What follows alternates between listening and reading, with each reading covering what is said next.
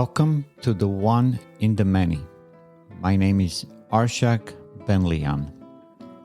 My purpose with the One in the Many podcast is to explore the process of integration as developmentally formative and therapeutically corrective factor in human psychology. The One in the Many is the study of how conscious life differentiates identity, integrates relation, regulates itself under constraint, and sustains direction through time. Subscribe to the One in the Many podcast and connect with me by writing to abenlian@oneinthemany.net.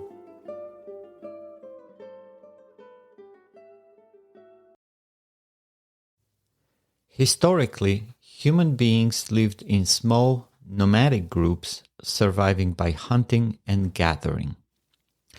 With the advent of agriculture came a surplus of food, enabling larger communities and trade between groups. This surplus gave rise to settled societies, eventually leading to the formation of cities and states. Each new layer of human interaction, economic, social, political, brought increased complexity, demanding new ways of organizing life. From small bands to sprawling urban civilizations, human beings have evolved to live together in ever more intricate arrangements. This progression is not merely sociological. It reflects a deeper philosophical and psychological evolution. As people began to live in permanent communities, they developed institutions and policies to regulate relationships and resolve conflicts. This is where the fourth branch of philosophy, politics, meets its psychological counterpart, relationships. Politics, from the Greek politeia, refers to the organization of life in a polis, a city. Relationships, our way of relating to one another, form the living web that connects individuals into a coherent social structure. At the heart of any society is the smallest unit of relation, the family. It is within this microcosm that each individual begins to discover the self. The family is the first laboratory in which we learn how to relate to others and how others relate to us. From infancy, we begin forming patterns that echo throughout our lives. Metaphysically, the infant is entirely dependent on others for survival. When hungry, he cries. He relies on his parents to interpret this signal and respond appropriately. Epistemologically, however, the infant is already autonomous in his awareness. He alone knows when he feels pain or comfort. His consciousness is separate from others, even as his body depends on them. This paradox of metaphysical dependence and epistemological independence is the starting point of selfhood. The infant begins life enmeshed in a network of relationships. But the seed of individuality is already present in the form of perception, of conscious awareness. Over time, he begins to integrate his internal states with external responses. When hunger pangs are met with food, a connection is formed, not just between stimulus and satisfaction, but between self and other.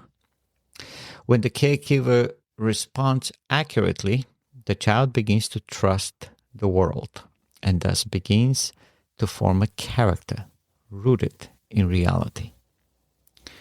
Successful integration between infant, caregiver, and environment lays the groundwork for a veridical self, a self that perceives the world accurately and learns to rely on its own reason, while also learning to trust the reason of others. Through this reciprocal trust, the child grows into a self-sufficient individual and begins to see others not as threats or obstacles, but as self-sufficient beings like himself. As the child matures, he comes to realize that others also feel hunger, pain, joy. He recognizes that while his feelings are private, they are not unique. He begins to differentiate between personal experience and public expression. This realization of the independence of minds and bodies marks a crucial step in the development of individuality. The ability to distinguish one's internal states from those of others is the foundation of empathy and social cooperation. It allows the child to develop relationships that are not based on control or dependency, but on mutual recognition. He learns that just as his own feelings are real and important, so are the feelings of others. Only when a child has achieved this level of metaphysical and psychological independence can he take on the responsibility of self-directed action. This sets the stage for the next great transition in life, the entry into adolescence and the assumption of productive responsibility.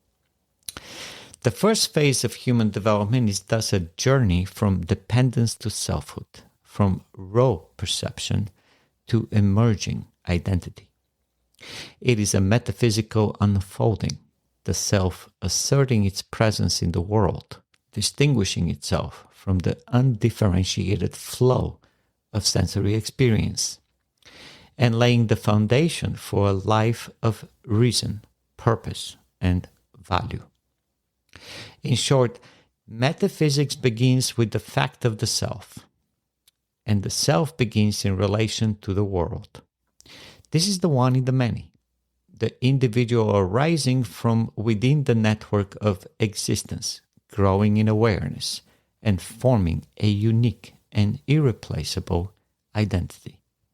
Every human life begins with the same miracle, consciousness. Before words, before concepts, even before intention, there is perception, a silent, vigilant awareness of existence. The infant does not yet think in propositions, but he sees, hears, touches, tastes, and smells the world. From this increasing stream of perceptual data, the mind begins its great task: to identify, to integrate, to understand. This process is the domain of epistemology, the branch of philosophy concerned with the nature and means of knowledge. Epistemology asks, how do we know what we know? And it finds its psychological counterpart in consciousness, the faculty that makes knowledge possible. The infant's mind is a sponge, but not a passive one. It is not merely absorbing information, it is organizing it. The child begins to recognize faces, anticipate patterns, and respond with remarkable precision to subtle changes in tone, light, and touch. This is not random sensitivity, it is selective awareness, guided by the innate machinery of perception and attention. It is, in essence, the earliest expression of reason. Ayn Rand defined reason as the faculty that identifies and integrates the material provided by the senses. From birth, the child is engaged in this effort. He identifies the voice of his mother, the taste of milk, the rhythm of footsteps approaching his crib. These identifications form the rudiments of knowledge, not as abstract concepts, but as experiential certainties. Over time, they build into patterns, and patterns into concepts. As the child begins to speak, he enters a new cognitive stage, the conceptual level of consciousness. Here, his mind becomes capable of abstraction, of recognizing that dog refers not just to his neighbor's labrador, but to all animals sharing a common form. This act of abstraction is not automatic. It is a mental achievement requiring volition. Concepts do not simply arise. They are created through a process of selection, integration, and measurement omission. Psychologically, this transition from perception to conception marks a turning point in the development of the self. The child begins to see not just what is, but what could be. He begins to imagine, to compare, to project.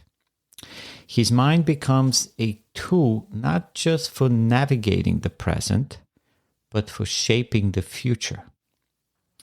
With the advent of language, thought gains structure. Words become vessels of meaning, allowing the child to name his experiences, ask questions, and formulate judgments.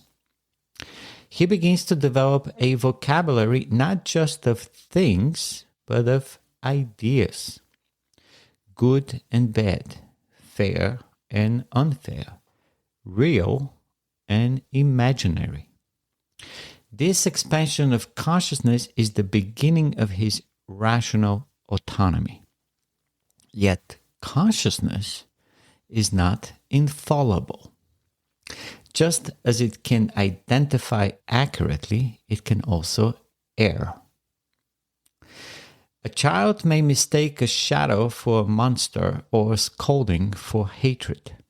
These misidentifications are not failures of consciousness, but signals that the process of integration is incomplete or distorted.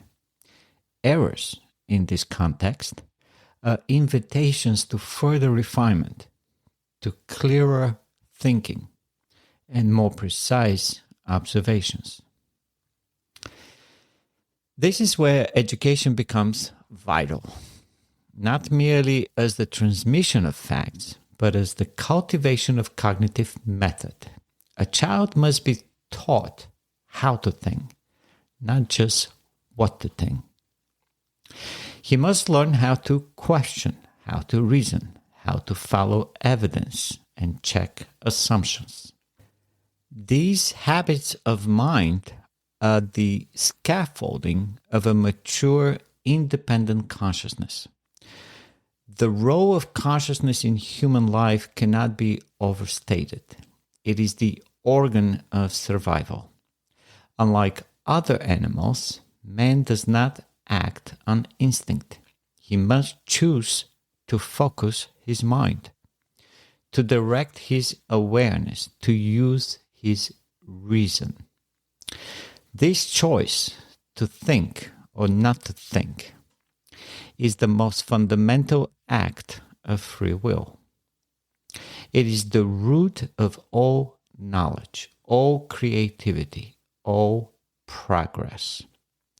Just as the self emerges from the metaphysical facts of existence, consciousness emerges as the instrument of awareness and identity.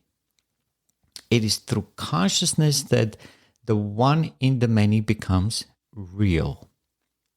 Through the integration of percepts into concepts, of sensations into meaning, of experience into knowledge. In this way, epistemology is the philosophy of consciousness. And consciousness is the mechanism by which we know reality and ourselves. As the child grows, so does his capacity not only to know but to value. With each passing day, he doesn't merely experience reality, he appraises it. He smiles at the warmth of a familiar voice, recoils from a loud argument, reaches again and again for what brings joy. These emotional responses are not random. They are value judgments in embryonic form. This is the beginning of ethics, the branch of philosophy concerned with how one ought to act, and its psychological mirror, emotion. If epistemology is about what we know, ethics is about what we choose, and emotion is the immediate signal of what we have come to value. Unlike the perceptual or conceptual mechanisms, which are cognitive, emotions are evaluations. They are not tools of knowledge, but responses to what we know and believe. A child who has learned that his parents' presence means comfort will feel joy when they enter the room. One who has learned to fear pain will feel anxiety when confronted with the unknown. These are not arbitrary reactions. They are expressions of the child's implicit philosophy. Ayn Rand defined emotions as automatic responses to values. That is, they are the psychoepistemological consequences of what a person holds as good or evil, important or trivial, rewarding or threatening. In this sense, ethics and emotions form a dynamic relationship. Ethics defines the values we should pursue, and emotions reflect the values we actually hold, whether consciously chosen or subconsciously accepted. In childhood, this emotional life is often chaotic. The young mind has not yet systematized its values, has not learned to check for contradictions, and has not practiced long-range thinking.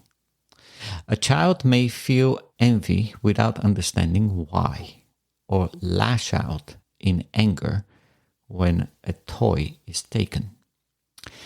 These emotional storms are not signs of vice, but signs of an evolving moral compass.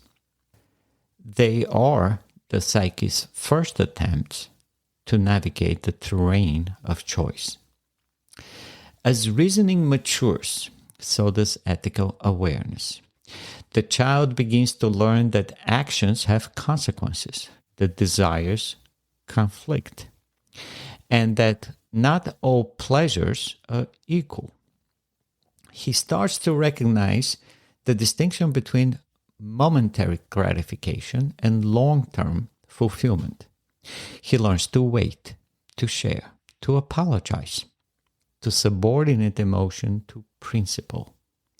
This is the emergence of moral character. Morality, then, is not imposed from outside. It arises from the individual's need to live, to flourish, to thrive. Just as the body requires nutrition and existence, the soul requires values, goals chosen by reason and pursued through action, honesty, courage, integrity, and justice are not social conventions. They are the means by which man sustains a self capable of achieving happiness. Yet for this process to take root, a crucial capacity must emerge: self-reflection. The ability to step back from one's impulses and ask, why do I feel this? What value is at stake? Is it real or is it mistaken? This inner dialogue marks the transition from reactive emotion to ethical introspection. It allows the child, soon the adult, to become the author of his own moral code. Just as perception makes experience possible and concepts make thought possible, values make choice possible. Without values, action is aimless. Without reason, values are arbitrary. But when reason chooses values and the values guide action, emotion becomes a compass, a source of energy, of commitment, of passion. Emotions are not the enemy of reason. They are its rewards and its warnings. When aligned with truth and virtue, emotions are radiant: joy, love, pride, serenity. When misaligned, they are painful: guilt, shame, fear, envy. But even in error, they are never meaningless. They are the flashlights illuminating the inner terrain of one's moral universe. Thus, the integration of ethics and emotion is the integration of should and feel. It is the harmony of conscious values with subconscious responses. It is the foundation for living not just rationally, but joyfully, not just responsibly, but meaningfully. In the life of the developing self, this is the dawn of character. It is the recognition that happiness is not a random gift, but the result of rational action guided by earned values. It is the realization that one's emotions are not to be ignored, but understood, evaluated, and refined until they sing in harmony with one's highest ideals. In this light, ethics is not a burden, but a liberation. It is the path to living as an integrated self, where thought and feeling are united, and the pursuit of happiness is both moral and psychological necessity. As the child matures and begins to interact more fully with others, he confronts a new dimension of reality: society. No longer navigating only the internal world of thoughts and feelings or the intimate world of close relationships, he steps into the broader, structured realm of human interaction. Here, another philosophical branch begins to shape his experience: politics, and with it, motivation. Politics, in the philosophical sense, is not merely about governments or policies. It is the study of the proper social conditions for human life. It addresses one critical question: what kind of society allows men to live as men? Its moral premise is rooted in ethics, but its practical concern is the organization of human interaction. How individuals may act together while preserving their freedom to act alone. Psychologically, this emerges as the child begins to seek autonomy. He wants to choose his clothes, his friends, his games. He asserts his will. He tests boundaries. These are not merely acts of rebellion. They are declarations of personhood. They mark the emergence of motivation, the inner drive to act in the world, to shape it, to pursue chosen goals. Motivation is the psychological expression of freedom. It is volition directed outward. Just as politics is concerned with the conditions that make freedom possible in society, motivation is concerned with the conditions that make action possible in the self. A child who is constantly punished for independent thinking learns to fear freedom. A child who is encouraged to explore, to question, to choose, learns that agency is his birthright. These early experiences do not do more than shape behavior. They sculpt the motivational architecture of the self. Just as some societies suppress individual rights while others protect them, so too do some inner psychology suppress motivation while others cultivate it. Where politics recognizes the sanctity of the individual, motivation affirms the sanctity of choice. Both require a fundamental respect for man as a rational, purposeful being. The proper political condition for man is freedom. Freedom from coercion, from force, from tyranny. The proper psychological condition is self-motivation, the capacity to initiate and sustain purposeful action. One is a societal prerequisite. The other is personal power. Together, they form the engine of human progress. This is why freedom is more than a political slogan. It is a psychological necessity. A person who is not free to act cannot be free to think. And a person who is not free to think cannot live well or live at all. Freedom in society protects the process of integration within the individual. It allows him to grow, to explore, to produce, to trade, to love, to express, and to become.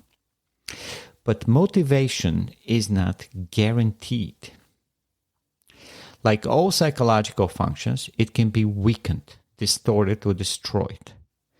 The child who is told that his dreams are foolish, that his desires are shameful, that his mind is untrustworthy, this child may cease to strive. His world will shrink. His will to act will wither. In contrast, a child taught that effort matters, that goals are achievable, that failure is temporary, and learning is lifelong. This child will burn with inner fire. His motivation will not be fragile. It will be forged in confidence and directed by choice. He will not need to be pushed. He will pull himself forward because he sees a future worth creating. This is the ethical function of politics, to protect that future. It is the role of just law, limited government, and individual rights to ensure that no one may substitute force for reason or fear for freedom. It is also the role of parenting, education, and culture to cultivate the inner counterpart of these principles: self-trust, self-direction, and a reverence for life's possibilities. In the life of the integrated self, politics and motivation converge in a single principle: self-determination. This is the realization that the individual is sovereign, that his life is his to live, his mind is his to use, and his actions are his to choose. No other person may rightfully claim ownership over his body or soul. The result is neither anarchy nor isolation, but community. Not the collectivist kind that sacrifices the one to the many, but the voluntary kind born of mutual respect and shared values. In such a society, trade replaces theft. Persuasion replaces coercion. And admiration replaces envy. Motivation, like freedom, thrives in sunlight. It withers in shadow. To cultivate it is not merely a task of parenting or schooling, but a cultural imperative. For it is only by the power of inner fire, sustained by the protections of outer liberty, that man becomes what he is meant to be, a being of self-made soul. The final branch of philosophy, aesthetics, is often misunderstood as a mere study of beauty or art. But at its root, from the Greek aesthetikos, of sense perception, aesthetics is the philosophy of perception itself. It asks, how does man respond to the perceptible world? And it answers not only through analysis, but through creation, expression, and emotional resonance. Its psychological counterpart is sense of life, a preconceptual emotional lens through which we experience the world. Ayn Rand described it as a preconceptual equivalent of metaphysics, an emotional, subconsciously integrated appraisal of man and of existence. It is our automatic answer, not in words, but in feeling, to the questions, is life worth living? Is man capable of greatness? Is the world a welcoming place or a hostile one? From the moment a child opens his eyes to the world, perception is his first mode of engagement. He hears his mother's voice, feels the softness of a blanket, tastes the sweetness of milk, sees the play of light on the wall. He has not yet formed concepts, but he is already forming attitudes, emotional tones that begin to orient him toward or away from existence. These tones accumulate and consolidate. The world to the child becomes either a field of possibility or a source of dread. People become either sources of warmth and joy or harbingers of confusion and pain. These impressions are not yet philosophical positions, but they are the soil in which future philosophy will grow. As he matures, man retains the emotional imprint of his early experiences. His sense of life matures with him, shaped by choices, values, and the repeated integration of perceptual experiences into conceptual understanding. This sense of life becomes the mood of his soul, the background music of his consciousness. It is why we are moved by certain paintings or songs, by the sight of a mountain range or the voice of a child laughing. It is why the statue of David inspires awe, while a shattered building inspires sorrow. Aesthetics through art holds a mirror to our sense of life.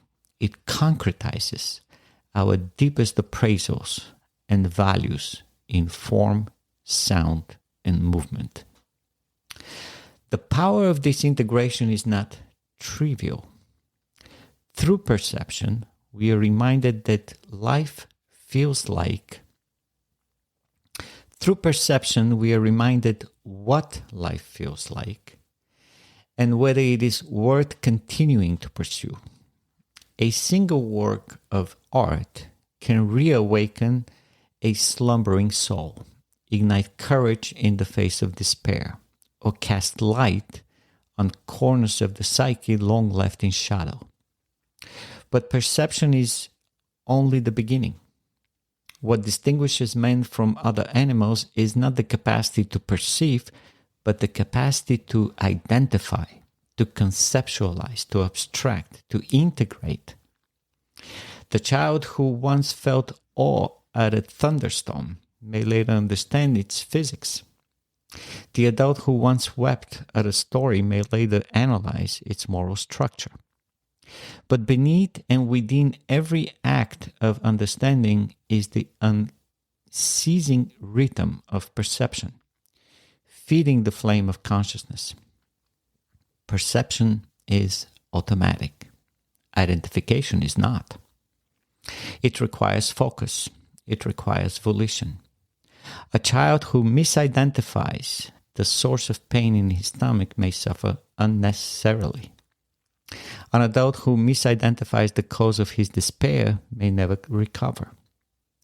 The stakes of integrations are high, and the cost of disintegration is profound. Just as perception without reflection is blind, so is life without aesthetic appraisal empty. It is the ability to perceive meaning in the perceptual world that gives life its richness. When we speak of a sense of life, we speak of unique synthesis, how one's metaphysical convictions are experienced as emotion. This sense is not formed by passive experience, but by active choice, repeated observation, and emotional learning. The child who grows up surrounded by harmony, who sees kindness, effort, and beauty rewarded, will likely develop a benevolent sense of life. The one who sees betrayal, futility, and ugliness exalted may carry a darker lens.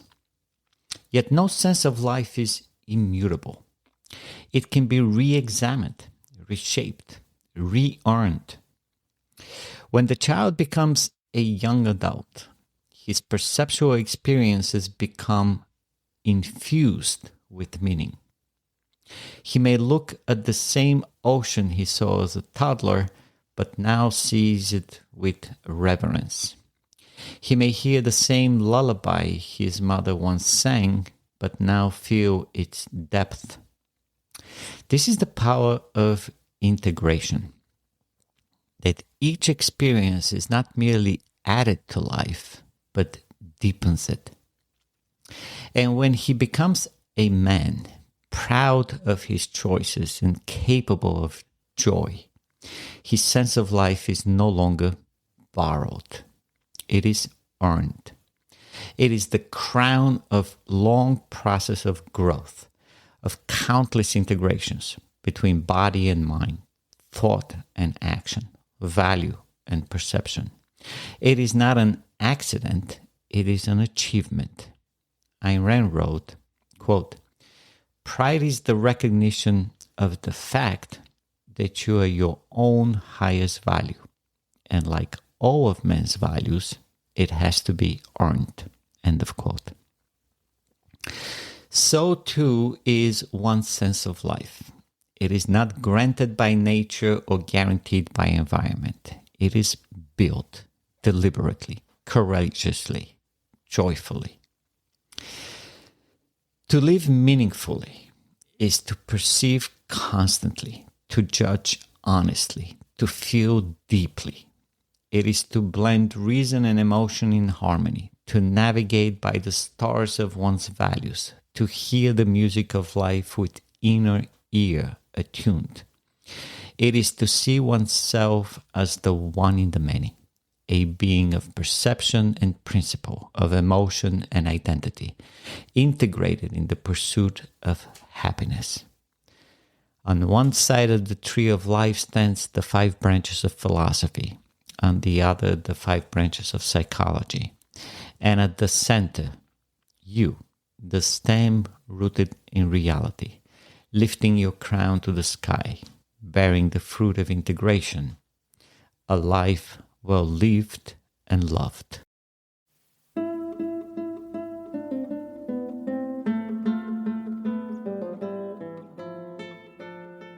This is the one in the many. The principle of life is the process of integration from a single cell to an ideal human being. The story of life unfolds through integration, from a single percept to a library of knowledge. Through virtue, reason, honesty, independence, selfishness, productivity, you set your values, purpose, to achieve self-esteem and happiness. Through time and energy, from induction to integration to reduction, the smallest particle unifies matter, and the highest purpose unifies your life. You, the one in the many, matter.